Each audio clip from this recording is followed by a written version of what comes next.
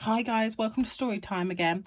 So we're carrying on with our George's Marvellous Medicine. We've actually read quite a lot so far.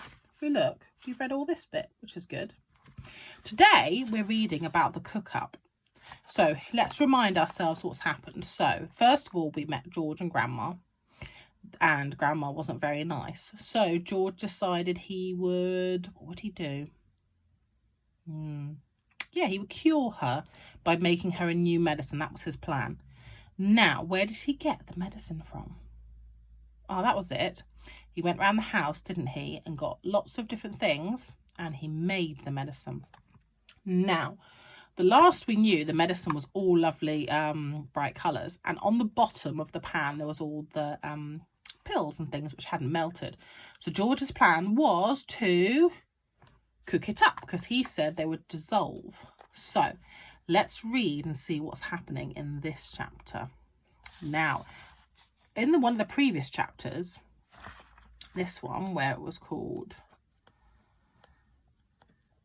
George Begins to Make the Medicine, at the end of it, George said that the grandma's only got half an hour until she needs her medicine.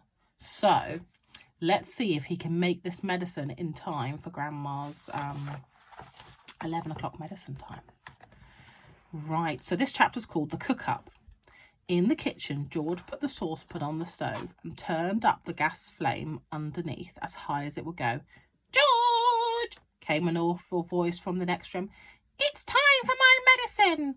"Not yet, Grandma," George called back. "There's still 20 minutes before 11 o'clock. "What mischief are you up to in there now?" Granny screeched. "I hear noises." George thought it was best not to answer this one. He found a long wooden spoon in the kitchen drawer and began stirring hard. The stuff in the pot got hotter and hotter. Soon the marvellous mixture began to froth and foam, a rich blue smoke. The colour of peacocks rose from the surface of the liquid. So this is where, this picture now is where he's cooking it, isn't it? It was a fiery, fearsome, and the smell filled the kitchen. It made George choke and splutter. It was a smell like any he'd smelled before. It was a brutal and bewitching smell of spicy and staggering, fierce and frenzied, full of wizardry and magic.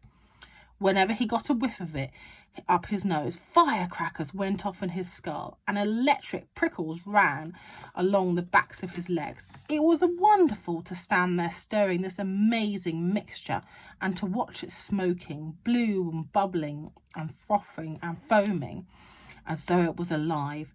At one point, he could have sworn he saw some bright sparks flashing in the swirly foam. You can really, in this chapter, you can really almost kind of see the picture, the way he talks about it, and the words he uses. It was brutal. It was a bewitching smell. It was spicy. It was fierce. So you can really, I can almost feel like I can smell something strong and spicy bubbling away. And look what it's making George do. So just the smell of it is making him go crazy. What do you think it will do to Grandma? Let's carry on reading. And suddenly George found himself dancing around the steaming pot, chanting strange words that came to his head out of nowhere. Fiery broth and witch's brew, foamy froth and riches blue, foam and spoon drift spray, fizzles, whizzles, shout hooray, watch it splashing, swashing, sploshing, hear it hissing, squishing, splishing. Grandma better start to pray. So what has happened to George? He's dancing around the pot and chanting, and he's all these funny words. Oh dear. So again, if the smell is just doing this to George, what is going to happen to Grandma?